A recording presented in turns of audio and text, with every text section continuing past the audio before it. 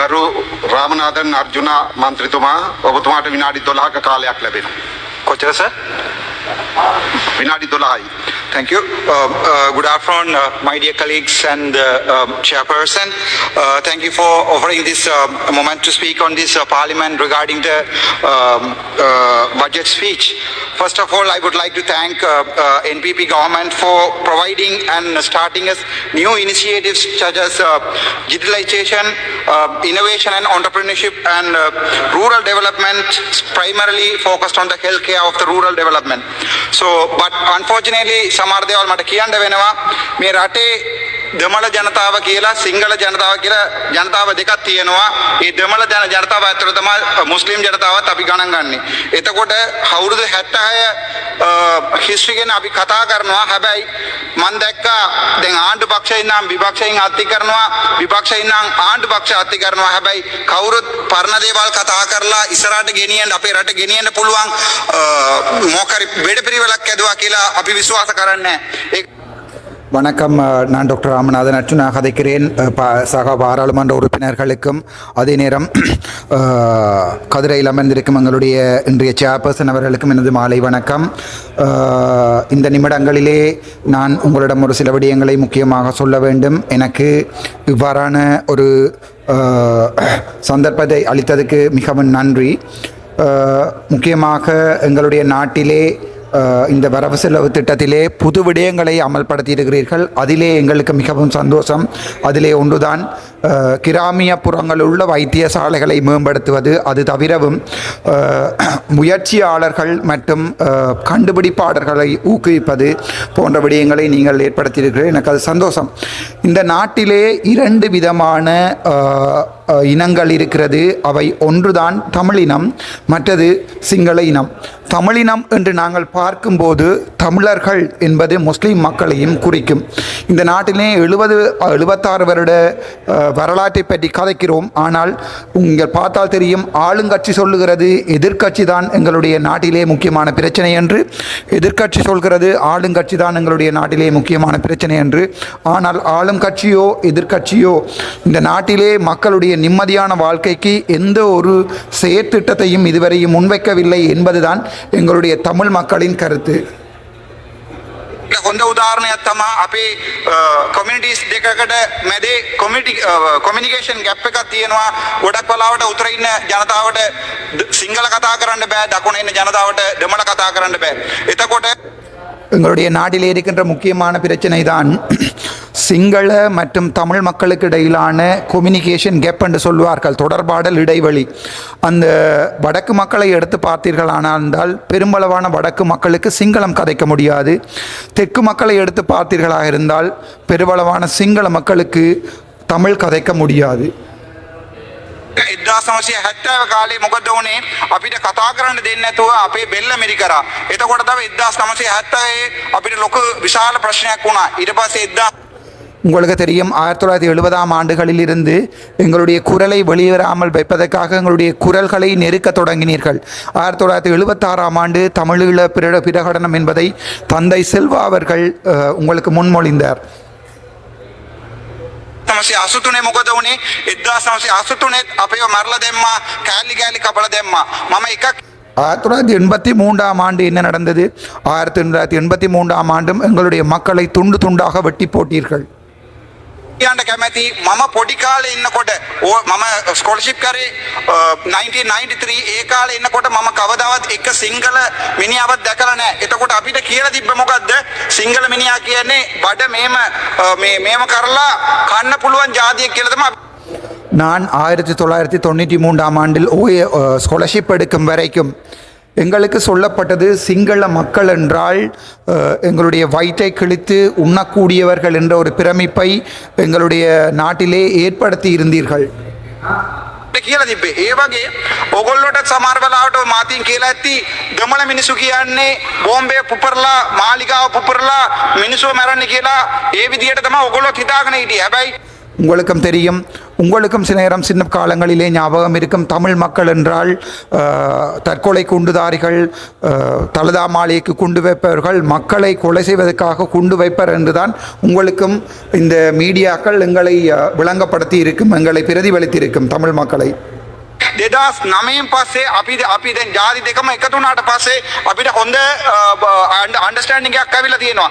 දැක්කම බලන්න මේ පාර්ලිමේන්තුවේ පක්ෂ 2009 ஆண்டிற்கு பிறகு எங்களுடைய இரு இனங்களுக்குமே நல்ல ஒரு புரிந்துணர்வு ஒன்று வந்திருக்கிறது.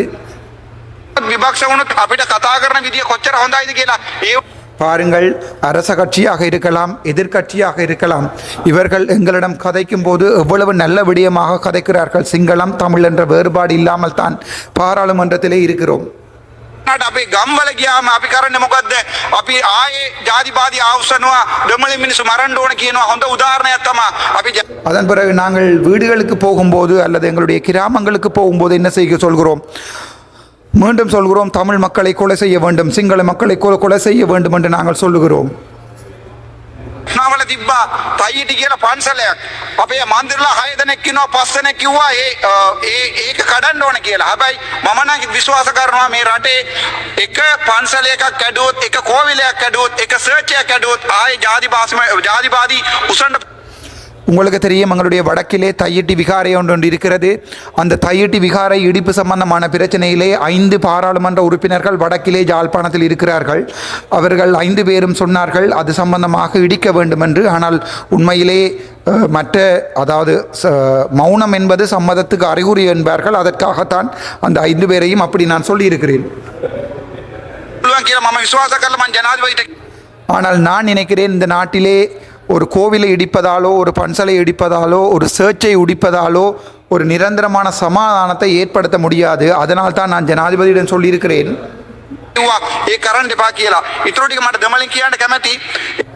அதனால் நான் ஜனாதிபதியிடம் சொன்னேன், இல்லை அதை இடிக்க வேண்டாம் என்று. அதுதான் உண்மை.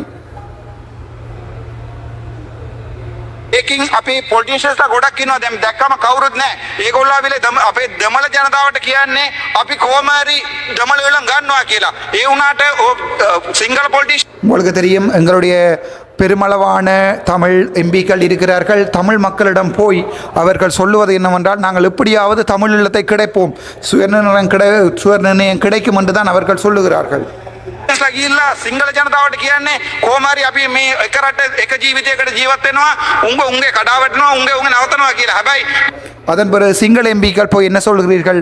நாங்கள் ஏகராஜ்யம் என்ற ஒன்றை கொண்டு வருவோம், ஒரு ராஜ்யம் என்ற ஒன்றை கொண்டு வருவோம், இங்கே சமற்று இல்லை, இவர்களை தமிழ் எம்பிக்களை நாங்கள் இல்லாதொழித்து விரட்டுவோம், இவர்களை எல்லாம் இல்லாமல் பண்ணுவோம் என்று சொல்லுகிறீர்கள். වෙලා තියන්නේ අද ගත්තාම දෙමළ මිනිහා එක්කෙනෙකුටවත් හිතේ නැහැ රට දෙකට කඩන්න ඕන කියලා. අපි ஆனால் உண்மையை எடுத்து சொன்னால், இன்றைய நிலைமையிலே இலங்கையில் வாழும் எந்த ஒரு தமிழனுக்கும் நாட்டை இரண்டாக பிரிக்க வேண்டும் என்ற எந்த எண்ணமும் எங்களுடைய இதயத்தில் இல்லை. කවදාවත් හිතන්නේ රට දෙකට කඩන්න ඕන කියලා. මම මේ පාර්ලිමේන්තුව ඇවිල්ලා 77 days දවස් 77ක් මට කතා කරන්න දුන්නේ නැත්නම් එතකොට எங்களுடைய நெஞ்சிலே ஒரு நாளும் அப்படி நாட்டை இரண்டாக பிரிக்க வேண்டும் என்ற எண்ணங்கள் இல்லை. நான் இந்த பாராளுமன்றத்துக்கு வந்து 77 நாட்கள் ஆகிறது. இன்று வரை என்னை ஒழுங்காக கதைக்க விடவில்லை. මට පිට හැසිරෙන්න වෙනවා රස්තවාදී විදියට. එතකොට ඔන්න මේ එකෙනෙක් කිව්වා මට පිසු කියලා. දැන් අන්තිමට කතා කරන්න වෙලාව දීලා තියෙනවා. හැබැයි அதன் பிறகு என்னால் அப்படி நீங்கள் என்னுடைய குரலை நொடுக்கும் போது நான் ஒரு தீவிரவாதியாகத்தான் செயற்பட வேண்டியிருக்கும். அப்போது ஒருவர் சொன்னார் எனக்கு மனநோய் என்று. ஆனால் இன்று எனக்கு தாராளமாக கதைப்பதற்கு நேரம் கிடைத்திருக்கிறது. මම අන්ඩ්‍ර කුමාර දිසානායක ආණ්ඩුවට එකක් මම සුදිවන්ත වෙනවා මේ වගේ හොඳ බජට් එක අපිට දුන්නාට. හැබැයි ඔයගොල්ලෝට පපොට් ටිකක් රිදෙනවා. මම ඒ ටික කියන්න ඕනේ. நான் எங்களுடைய அனுரகுமார சாநாயக அவர்களுக்கு மிகவும் கடமைப்பட்டும் நன்றி உணர்வுடன் இருக்கிறேன். எங்களுக்கு இந்த மாதிரியான ஒரு நல்ல ஒரு பட்ஜெட்டை கொண்டு வந்ததுக்கு. ஆனால் நான் சிலது உங்களுக்கு சொல்ல வேண்டும். நான் சொல்லும்போது உங்களுக்கு இதயம் வலிக்கும். அதற்கு நான் ஒன்றும் செய்ய முடியாது. ඔගොල්ලෝ කතා කරා ජැෆ්නා லைப்ரரி ගැන. ஜாழ்ப்பாணம் லைப்ரரியை பற்றி நீங்கள் கதைத்திருந்தீர்கள். 100 மில்லியன் ஒதுக்கி இருக்கிறதாக. அந்த 100 மில்லியன் என்பது மொத்த கேபிட்டல் டோட்டல் எக்ஸ்பெண்டிச்சரிலே அது மொத்தம் 1315 மில்லியன். அதிலே யாழ்ப்பாணம் லைப்ரரிக்கு ஒதுக்கப்பட்டது 0.0076 வீதம். பிச்சை போடுவது போன்று யாழ்ப்பாணத்துக்கு ஒரு 100 மில்லியனை ஒதுக்கி இருக்கிறீர்கள், பரவாயில்லை. அதுக்கு பிறகு பார்ப்போம், உள்ளூர் வீதிகளை வடக்கு வீதிகளை நீங்கள் தருவதற்காக 5000 மில்லியன் ஒதுக்கி இருக்கிறீர்கள். இந்த புத்தகம் அவ்வளவற்றையும் வீட்டை கொண்டு சென்று வடிவாக படித்திருக்கிறேன். 5000 மில்லியன் தருவதாக சொல்லியிருக்கிறீர்கள், நன்றி, நாங்கள் அதுக்கு சந்தோஷப்படுகிறோம். ஆனால் டோட்டல் கேபிட்டல் எக்ஸ்பெண்டிச்சரிலே அவை 0.38 வீதம், 0.38 வீதம். அது ஒரு பிச்சை, தமிழனுக்கு போட்ட பிச்சை. ஏனென்றால் உங்களுக்கே தெரியும், உள்ளூராட்சி சபை தேர்தல் வரை இருக்கிறது, அது தவிர மாகாண சபை தேர்தல் இருக்கிறது. ஆகவே பட்ஜெட்டிலே எதிர்கட்சியை குத்துவதற்காக நீங்கள் எங்களுடைய லைப்ரரியை பாவிச்சிருக்கிறீர்கள் தவிர நீங்கள் எங்களுக்கு தந்தது 0.007 வீதம். சரி, அதையும் வேண்டாம். வடக்கு கிழக்கிலே இதுவரைக்கும் 35 ஆண்டுகள் பெரும் போர் நடந்தது. அந்த போரால் நான் உட்பட எனது சமூகம் கட்டிய வீட்டை கூட இழந்து விட்டு சென்றோம். ஆனால் வடக்கு கிழக்குக்காக நீங்கள் தந்தது 1500 மில்லியன். அது மொத்தம் உங்களுடைய கேபிட்டல் எக்ஸ்பெண்டிச்சரிலே 0.01 வீதம். எங்கள் வீடுகளை இடித்து, எங்கள் காணிகளை பிடித்து, எங்களில் 45,000 பேரை கொலை செய்து விட்டு நீங்கள் எங்களுக்கு போடும் பிச்சை 0.1 வீதம். அதாவது 0.1 வீதம் உங்களுடைய மொத்த எக்ஸ்பெண்டிச்சரிலே வடக்கு கொடுத்து விட்டு நாங்கள் சொல்லுகிறோம் வடக்கிற்கு கொடுத்து விட்டோம் என்று. என்ன ஒரு விடயத்தை சொல்லுகிறேன், வட்டுவாகல் பாலத்தை பற்றி கைத்திருக்கிறீர்கள், 1000 மில்லியன் தந்திருக்கிறீர்கள் சொல்லுகிறார்கள். அது மொத்த எக்ஸ்பெண்டிச்சர்ல உங்களுடைய இந்த வருடத்தின் கேபிட்டலை மட்டும் கதைக்கிறேன். ரீகரண்ட் எக்ஸ்பெண்டிச்சரை பற்றி நான் கதைக்கவில்லை. கேபிட்டல் எக்ஸ்பெண்டிச்சரிலே 0.076 வீதம், 0.076 வீதம். அந்த பிச்சை, நன்றி. அந்த பிச்சைக்கு எங்களுக்கு நன்றி, கதைப்போம்.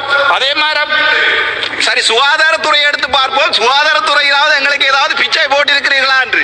அந்த சுகாதாரத்துறையிலே மொத்தமாக 382 பில்லியன் உங்களுடைய மொத்த கேபிட்டல் எக்ஸ்பெண்டிச்சர். ஆனால் அதிலே வடக்கு கிழக்குக்கு நீங்கள் தந்திருப்பது, வடக்கிலே ஒரே ஒரு ப்ராஜெக்ட் மட்டும் தான் செய்திருக்கிறீர்கள், PHSCP எனப்படுகின்ற ப்ராஜெக்ட். அதுக்கு நீங்கள் தந்திருப்பது எங்களுக்கு 0.66 வீதம். உங்களுடைய பிச்சை எந்த அளவிலே இருக்கிறது என்று இதில் பார்த்துக் கொள்ளுங்கள்.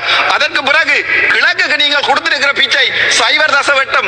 தமிழன் பிச்சை எடுப்பதற்கு தயாராக இல்லை என்பதை உங்களுக்கு சொல்லுகிறேன். எனது சகோதரர்கள் வெளிநாட்டில் இருக்கிறார்கள். முடிந்தால் உங்களால் பிரிவென்ஷன் ஆஃப் டெரரிசம் ஆக்ட் எனப்படுகின்ற அந்த சட்டத்தை எடுத்து விடுங்கள். நாங்கள் கொண்டு வருகிறோம் உங்களுக்கு பில்லியன் ட்ரில்லியன் கணக்கான பணம். எனது சகோதரர் உங்களுக்கு கொண்டு வரும், நாங்கள் போடுகிறோம் பிச்சை. நாங்கள் இந்தியாவுடன் பிச்சை எடுப்போம், சைனாவுடன் பிச்சை எடுப்போம். எடுத்த பிச்சையிலே ஒரு 0.01 வீத பிச்சையை தான் எங்களுக்கு போடுவோம். அந்த பிச்சையை ஜனாதிபதி அவர்கள் வந்து சொல்லுவார், இந்த வடக்கு மாகாணத்துக்கு பிச்சை போட்டிருக்கேன். பிச்சையிலும் பிச்சை எடுப்பானாம், ஆண்டி பிச்சை. அதுக்கு பிறகு போடுவானாம் ஒரு பிச்சை. இது ஒரு கேவலமான சிலையா. எங்களுக்கு இது சரியான மனவருத்தம். நான் எங்களுடைய அரசாங்கத்தின் இந்த வரவு செலவு திட்டத்தில் மிகவும் எதிர்பார்ப்போடு இருந்தவன். சரி, அது வேண்டாம், பரவாயில்லை. என்ன ஒன்றை சொல்லுகிறேன், யாழ்ப்பாணத்திலே இண்டஸ்ட்ரியல் பார்க் கட்டுகிறீர்களா? 300 மில்லியன், மொத்தம் 500லே 3 இடங்கள், அதுல 300 மில்லியன் இருக்கிறதா? அது எவ்வளவு தெரியுமா? மொத்த உங்கள கைத்தொழிலுக்கு போட்ட அந்த மொத்த செலவினத்தின் 1.54 வீதம். நாங்கள் கேகேஸை நாங்கள் கட்டுகிறோம். தமிழன் கட்டுகிறான் கேகேஸை. முடிந்தால் கேகேஸை எங்களிடம் தாருங்கள், தமிழர் கட்டுகிறோம். நாங்கள் உங்களுக்கு கட்டி நாங்கள் சீமந்து செய்திருக்கிறோம். நாங்கள் உங்களுக்கு கிண்ணியாவில் இருந்து ஒரு காலத்திலே கரும்பு தந்தோம். நாங்கள் உங்களுக்கு வடமானத்தில் இருந்து சீமந்து தந்தோம். நாங்கள் உங்களுக்கு ஆணையரவில் இருந்து எல்லாவற்றையுமே தந்தோம். எங்கள் உதிரங்கள் முடுக்க எடுத்து எங்களுடைய இனத்தை அழித்து போட்டு நீங்கள் இப்போது எங்களுக்கு தருவது என்பது சொல்ல தெரியுமா? 0.0 அளவிலான உங்களுடைய பிச்சை. அந்த பிச்சை தான் உங்களுடைய பட்ஜெட். அதற்காகத்தான் எங்களுடைய வாக்குகள் உங்களுக்கு வேணும் என்றால் எனது தமிழ் மண் பிழையாக போட்ட 3 வாக்குகளால் இன்றைக்கு ஒரு பேப்பர் கூட வாசிக்க தெரியாத எம்பி மேரத்தான் கொடுத்திருக்கிறார்கள் எங்களுடைய தமிழ் மண். ஏனென்றால் அனுரகுமார சாநாயக்க இந்த 13லே எங்களுக்கு ஏதாவது செய்வார். 13 நாங்கள் இப்போது சிங்கள மக்களுடனும் தமிழ் மக்களுடன் ஒன்றாகத்தான் வாழ ஆசைப்படுகிறோம். எனது மனதில் இல்லை சிங்கள மக்களை ஒரு எதிரியாக நினைப்பதற்கானால் வந்த முதல் நாளில் இருந்து இந்த ஆசனம் என்னை அவமனித்தது. இன்று வரை என்ன ஒரு எதிரியாகத்தான் பார்த்தது. ஆளுங்கட்சிக்கும் எதிர்கட்சிக்கும் உள்ள அடிவாட்டிலே நாங்கள் தான் அவதிப்படுகிறோம். இன்று நேற்றல்ல 1948ஆம் ஆண்டு எங்களுடைய வெள்ளைக்காரருடைய ராஜ்யம் இதை இலங்கையிடம் தந்திரும் போது அவர்கள் சிரித்து விட்டு தான் போயிருப்பார். அவர்களுக்கு தெரியும் சிங்கள இனம் தமிழ் இனம் ஒன்றாக வாழாது. ஏனென்றால் இவர்கள் 2 பேரும் ஒருவரை ஒருவர் அடித்துக் கொள்வார்கள் என்று. ஆனாலும் ஒரு நம்பிக்கை, உங்களுடைய பிச்சையாவது முழுமையாக பாதிக்கலாம் என்றுதான் என்னுடைய ஆசை. அதன் பிறகுதான் பார்த்தேன் டிசிசி மீட்டிங் உங்களுடைய ஜிஏ பிரதீபன் நேற்றைய தினம் அரசாங்க வாகனம் ஒன்றை கொண்டு போய் அவருடைய மகன் உடைத்திருக்கிறார். பரவாயில்லை, எங்களுக்கு வாகனம் வேண்டாம். ஆனால் ஜிஏ பிரதீபன் சொல்லுகிறார், மொத்தம் 56 மில்லியன் நீங்கள் கொடுத்த பாராளுமன்ற உறுப்பினர்களின் பன்முகப்படுத்தப்பட்ட நிதியிலே அவர் 35 மில்லியனை எடுக்க போகிறார்கள். இப்போது வடக்கு கிழக்கிலே நாங்கள் என்ன தேங்காய்களை ஆவதா? சரி, அதுதான் சொல்லும் போதுதான் எனக்கு ஞாபகம் வருகிறது. வடக்கு கிழக்கிலே இன்று வரை எத்தனையோ வெள்ளை ஈக்கள், எத்தனையோ தென்னை மரம் 250 ரூபாய் ஒரு தேங்காய் போகிறது. ஆனால் அதை நடவடிக்கை உங்களுடைய விவசாய அமைச்சரை வடக்கு பக்கம் காணவில்லை. சரி, அது பரவாயில்லை. என்னுடைய வைத்தியர்களை பற்றி பார்ப்போம். ஒரு வைத்தியன் ஒரு கார் ஒன்றை வேண்டுவதாக இருந்தால் 50,000 ரூபாய் படி மிச்சம் பிடித்தால் அவனுக்கு 40 ஆண்டுகள் சேமிக்க வேண்டி இருக்கும் இந்த நாட்டிலே. அதான் எங்களுடைய சுகாதார அமைச்சரிடம் கேட்டேன், முடிந்தால் எங்களுடன் கதையுங்கள் சொல்லி. ஏன் எங்களுடன் கதைப்பதால் என்ன பயம்? நான் எழுப்பினால் மைக்கை ஆஃப் பண்ணுகிறார்கள். எதற்காக பயப்படுகிறீர்கள்? ஏனென்றால் நீங்கள் சொன்ன விடயங்கள், இந்த பிச்சைகளை எல்லாத்தையும் கணக்குடன் காட்டுவதற்கு எனக்கு என்னால் இயலும். அது தவிர நாங்கள் எதிர்பார்ப்பது தமிழ் சிங்கள மக்கள் ஒன்றாக வாழ வேண்டும் என்று. ஆனால் அனுரா அரசாங்கமோ அல்லது எதிர்கட்சியில் இருக்கும் அரசாங்கம் மறுபடியும் அரசாங்கமாக அந்த பக்கம் போயிருந்தாலும் எங்களுடைய பிரச்சனையை உங்களுக்கு முடிக்க விருப்பமில்லை. ஏனென்றால் நீங்க சொன்னீங்க பிடிஏ எடுப்பதாக. இப்போது நீதியமைச்சர் கேட்கிறார், பிடிஏல இருப்பவர்களுடைய லிஸ்டை தாருங்கள் என்று. கேவலம். எனது சகோதரர்கள் எங்களை உங்களுக்கு என்ன ஒன்றை சொல்லுறேன், மிக சிங்களிங்க கமிட்டி அப்பே ஐயால் அக்கலா பணஸ்பந்தாக் மருணே அப்பே ஜனதாவலிங் அதுலேயும் நாங்க இல்ல ஏகோல உடிங்கி நான் பஹலனே பழையாடு ஏகோல அப்பே ஜனதாவின். என்னுடைய தமிழ் இனத்திலே 55,000 என்னுடைய அக்காமாரும் அண்ணாமாரும் செத்தது எங்களுடைய மக்களில் இருந்து. அவர்கள் வானத்தில் இருந்து குதிக்கவில்லை. அதை உங்களுக்கு நான் சொல்ல விரும்புகிறேன்.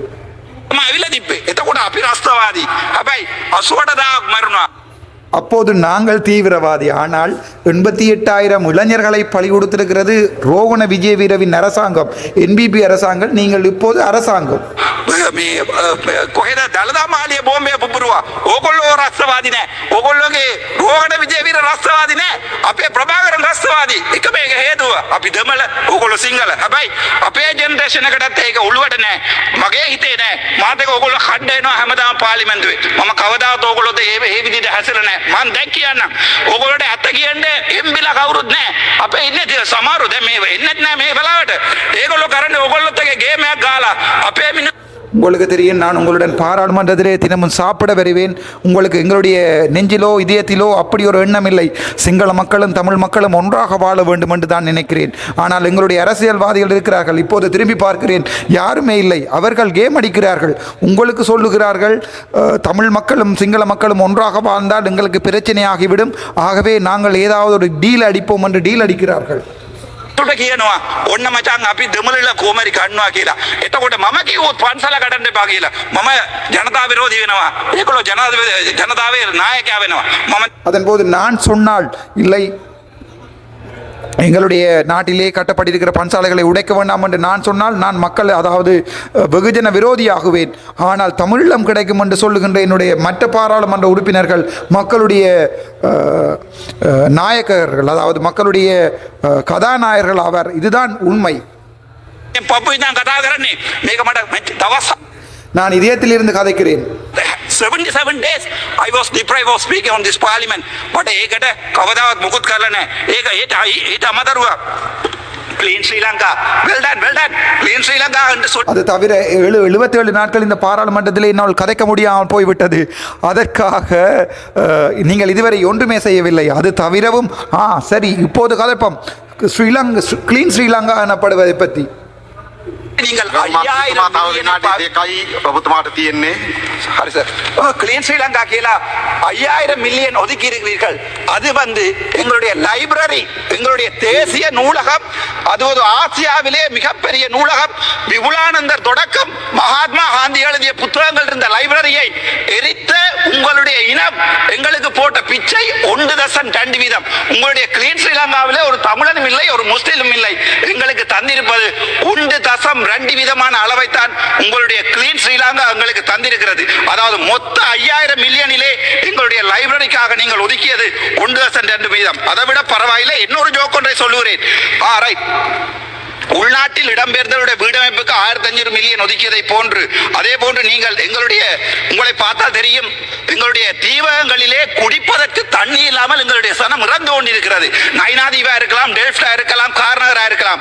ஆனால் திரும்பவும் சொல்கிறேன், உங்களுடைய தெற்குக்கான தண்ணி வளங்களுக்காக 61,234 மில்லியன் செலவழித்திருக்கிறீர்கள். அடிஷனலாக 20,000 மில்லியன் ஒதுக்கி இருக்கிறார்கள் தண்ணிக்கு தெற்குக்கு. ஆனால் வடக்குக்கு தண்ணி இல்லை.